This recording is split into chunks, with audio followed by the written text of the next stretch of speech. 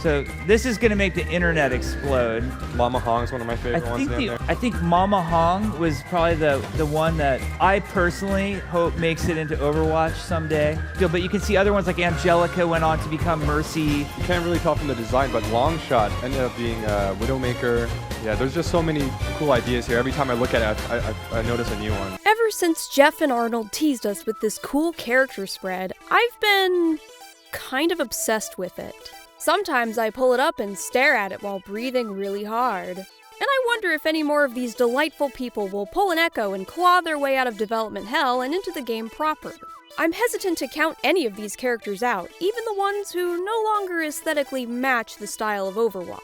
Any of them could be redesigned into a fitting hero. That being said, I have my favorites. Recluse and Mama Hong live rent-free in my head, but every time I look at this, the one who always attracts my attention first is Psyblade.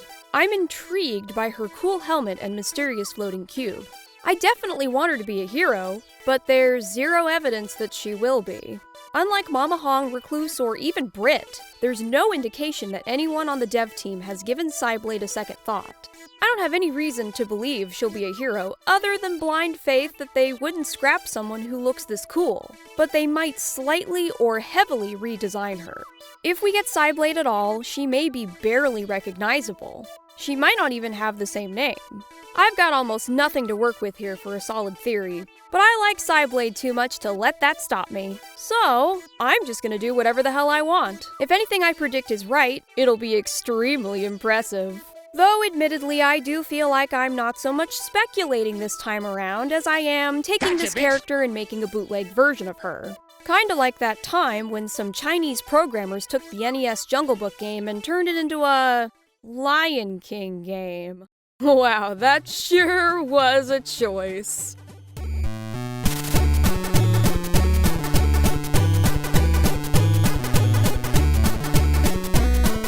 Well, if you can't beat him, join him.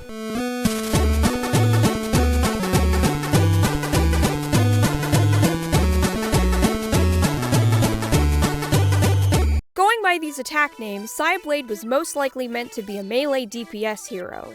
Well, Doomfist exists now with a kit that makes players cry on the regular, so I doubt they're gonna go with that. She could still be a melee-focused character, though. What if she was a melee support hero instead?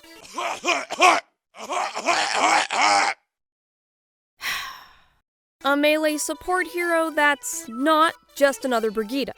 No barrier and less primary weapon range, but still enough of a potential threat to keep players on their toes. Here's my concept art for her. I left the helmet and hair designs alone, but changed pretty much everything else. Covered her chest, but left her a boob window. A shielded boob window, just so it's not completely impractical. I think part of her health bars should be shields too, both to reflect this part of the design, and because I think she'll need them. I've also got straps connecting the floating cubes to her arms, because, for quite some time, I thought that's what this was. I did eventually figure out that this is her arm, and the cube is free-floating, but by that point I was already attached to the idea of straps. As for Cyblade's lore, I could see her being an assassin for either Vishkar or Talon. Same difference really, given that the two organizations are clearly in bed together. Maybe she's a support assassin, who usually goes in with a team of assassins, but could also run missions by herself. Isn't the whole point of an assassin to be an entirely self-sufficient killer? Well...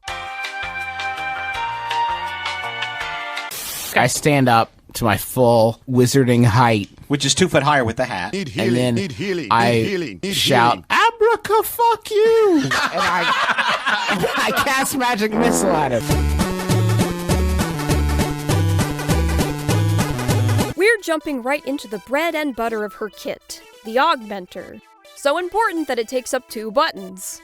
What would normally be a utility slot is used instead to select one of the augmenter's 4 abilities, each with its own cooldown. The augmenter always starts on yellow and cycles through from yellow to green to purple to white, then back to yellow again. Always in that order. She has 1 heal and 3 buffs contained in capsules that she fires off with the assistance of a circular floor reticle. Each reticle has a different color and a diameter that represents the area of effect. The capsules travel as a projectile at 40 meters per second to the selected point, and burst after a quarter-second delay, giving your allies a sliver of time to move towards or away from it. See ya! The maximum cast range is 20 meters, so the capsule will get where it needs to go in half a second or less. It probably goes without saying that you should try casting these capsules in the path of your allies versus where they are in the moment. Either that or politely direct them to stand still for a second. I've designed the augmenter with skill expression and strategy in mind for those who crave more aim-based support play. It might put some people off with how closely it blurs the line between FPS and RPG mechanics, but Overwatch's support class already does that by existing. The default ability is Longevity, a burst heal that grants 100 instantaneous health with a cooldown of 2 seconds. It can hit more than one ally if they're within its tight 3-meter AoE. Perhaps it sounds like I'm being incredibly unfair to Ana by giving someone else a 100 health burst heal on a much lower cooldown, but Longevity only heals. Biotic Grenade, on the other hand, is multi-purpose. A heal, damage dealer, buff, and debuff all rolled into one ability. In my opinion, that more than justifies the cooldown difference. When you run the numbers further and compare Longevity to the other primary healing abilities in the game, 100 healing every 2 seconds isn't at all out of line for a main healer, especially if you have to aim. In the hands of a, shall we say, less skilled player, well, you know.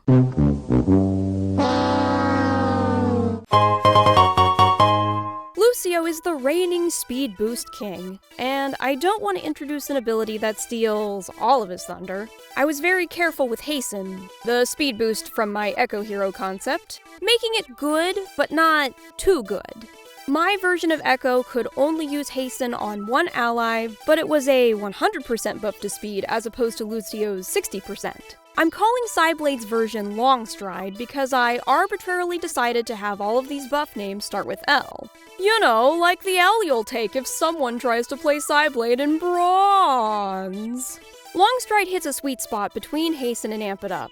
The speed boost it grants is a 75% buff, the same as Sombra's old invisibility movement speed, with a duration of 5 seconds, but the AoE of the cast is a tight 5 meters. In most situations, you're probably not gonna hit your whole team with it, unless you politely direct them to cluster up for you like you're trying to take an awkward family photo.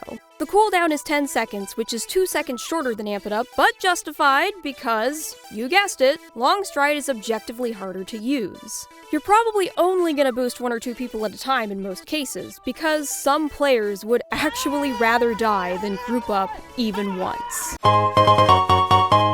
Just like Hasten, I wasted another support ability idea on Echo called Data Mine. I'm dumping it on Cyblade too, renaming it Leech Spell and fundamentally improving it. Echo's version granted 40% lifesteal to one ally for, how many seconds was it again? X number of seconds. God damn it. For an unspecified number of seconds, which could stack on anyone who already had lifesteal or any other life regeneration mechanic. Cyblade's version lasts 7 seconds, and is the same in regard to the lifesteal percentage and the stacking, but now the cast has an AoE of 8 meters and can potentially grant lifesteal to your whole team, if they stand very close together. Not as close together as they do for the speed boost, but you'll still have to coordinate a full team buff or get very lucky. If the enemy Zarya gravitons your team but not you, try tossing Leech Spell in there. If they aren't busy flaming each other, they might be able to save their own lives. In retrospect, I think I overestimated Data Mine's impact and gave it too long of a cooldown. Leech Spell, however, is much more powerful and should have a cooldown that's at least 15 seconds. Or maybe I'm making the same mistake twice. After all, Leech Spell is only as good as your teammates are. See ya! The final buff is, potentially controversial and kinda steps on Mercy's toes just a bit. Hey bitch, what's up bitch? Suck my dick bitch! It's like a pseudo-resurrection. Excuse me, bitch! Yeah, I know. But hear me out. The final buff, Lifeguard, is a second chance at life for one teammate, but not quite in the same way as Mercy's Resurrect. Mercy reses after her teammate dies, but Cyblade's Lifeguard prevents the death entirely. After the affected ally reaches 0 HP, they automatically get half of their health back. It's kinda like having a Totem of Undying in Minecraft, but a little worse. If your affected ally isn't a tank, then they're only gonna have about 100 health while still surrounded by enemies. There's a good chance they'll die again anyway, right then and there, depending on how fast you can heal them to full and/or help them escape. Lifeguard technically has an AoE, but it's only 1 measly meter across. In theory, you could hit 2 people with it if they were right on top of each other, but I suspect an ability like this would be programmed so that it deliberately only works on 1 person per cast, prioritizing whoever is closest to its center. Once cast, you can't use Lifeguard again for a whole minute. But the buff also lasts for up to a minute, or until the death cancellation activates. The cooldown is the same either way. Well, there's one way to cut down that cooldown, but you might get yourself killed in the attempt. Ooh, Mama Celeste. You touch me, and I catch you! If Psyblade does keep her name, then I figure she'll have a blade. Siphoning Xiphos, a short sword made of photons and nanomachines that behaves differently depending on if you tap or hold your secondary. If tapped, Cyblade will sweep her blade in a 5-meter horizontal arc, dealing 50 damage per hit and healing herself for the same amount. If held for a second and a half, she'll stab the Xiphos forward, dealing 60 damage. Now, you might be thinking that 10 extra damage isn't worth the risk of holding right-click for that long. Well, bucko, you'd be right. So let me sweeten the deal. A successful stab resets all of her cooldowns. That's a powerful incentive for Psyblade to intentionally put herself at risk. It's worth noting that the Xiphos does not replace her quick melee. She'll punch with her left hand, meaning you can get in a quick 80 or 90 damage combo if you're close enough and fast enough. If you're wondering when those cubes come into play, don't worry, they take up the entire rest of the kit. And then Squirry the squirrel went neat, neat, neat. And they all died. Being a melee healer with no barrier means that Psyblade absolutely needs an enhanced mobility mechanic. If she can get in and get out again, she'll have a shot at not being a trash tier hero. Her passive, Long Leap, is my answer for that. When you hold crouch, her floating cubes extend in front of her and stop when you let go. Once the cubes stop, Psyblade slingshots herself forward. The distance depends on how long you hold, maxing at 30 meters if held for 3 seconds. A 30-meter escape might sound broken in theory, but holding crouch for 3 seconds won't be viable in many mid-fight situations. Oh, man! Outside of those instances where you're just trying to come back from spawn faster to make up for whatever clown thing you did to get killed in the first place, you'll have to settle for 10-meter bunny hops most of the time. Those who play Baptiste will easily acclimate to this mechanic, but a serial teabagger might have a harder time.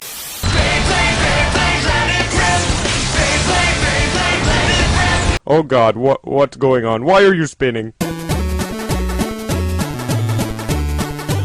Those cubes ain't just for leaping. She can also use them to hurt people. Backbreaker allows Psyblade to defensively spin her 2 cubes and their tethers around her in a 15-meter radius, putting you, the player, in a third-person perspective so that you don't projectile vomit all over your screen. She'll spin until you manually stop her by clicking it again, or she'll automatically stop in 4 seconds when the resource meter depletes, or until an enemy forces her to stop with any crowd control move, except for knockbacks. Each strike deals 50 damage and knocks back an enemy 3 meters. If she uses Backbreaker on an enemy on the outer edge of its range, the knockback could actually be a lifesaver for them, as it'll knock said enemy away before the second cube can hit.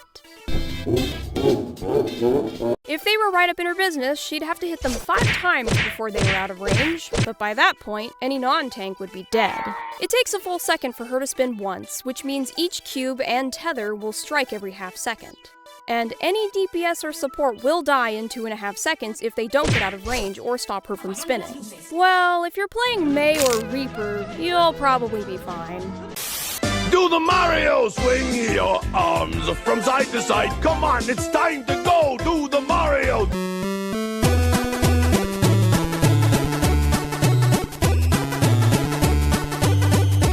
love her huge helmet thing. It's far and away the most eye-catching part of her design. Because I like to strive for a happy marriage between the rule of cool and practical function, I'm imagining she primarily uses her helmet to manipulate the gravity of the cubes. Let's say Talon and/or Vishkar constructed it based on what they learned from studying Sigma's condition. Perhaps, under the right circumstances, it can project more than just weird gravity. Pulse Pounder is an offensive and defensive ultimate, and my attempt at taking Super Punch and Shockwave and combining them into an entirely new thing. Cyblade puts up her dukes, positioning and controlling her cubes like big novelty boxing gloves. The range of the cubes is halved again to 7 meters for this move, but it's worth it if you can land a hit. Each punch deals 100 damage and triggers her helmet to emit a 20-meter radius pulse around her. Every ally in range gains 100 non-recoverable shield health per pulse, including yourself. The ultimate ends when Psyblade punches 6 times or when 10 seconds elapses, whichever condition is met first. I deliberately made sure that this didn't do more total damage than Genji's Dragon Blade, but it can do slightly more than Moira's Coalescence. That's assuming you even use it to its maximum potential, which I predict won't be the case 90% of the time for most of the player base. This is more or less a Lucio ultimate that you have to work harder for, but your reward for choosing this over Sound Barrier is that your shields don't automatically crumble away like a Thanos snap victim. Your enemies will have to shoot away whatever amount of shields you manage to earn. Assuming, of course, you didn't get annihilated before punching even once. So, funny story, I've had many concepts in development for the better part of a year now, some for longer, and this was not one of them. I initially thought of it only last summer, but I was feeling inspired enough to bump it to the front of the queue. You will see the others when I can read through their scripts and not go, ugh. So, get ready to eventually see the rest of Mecha Squad, more concept art characters, this guy, and my man.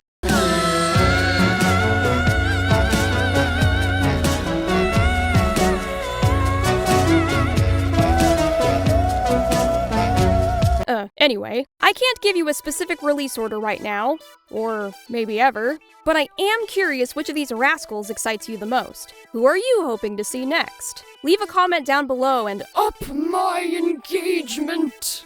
Lord knows folks won't be going out of their way to search for Psyblade content, so I'll need the full power of the YouTube algorithm on my side for this one. Help me! Help me!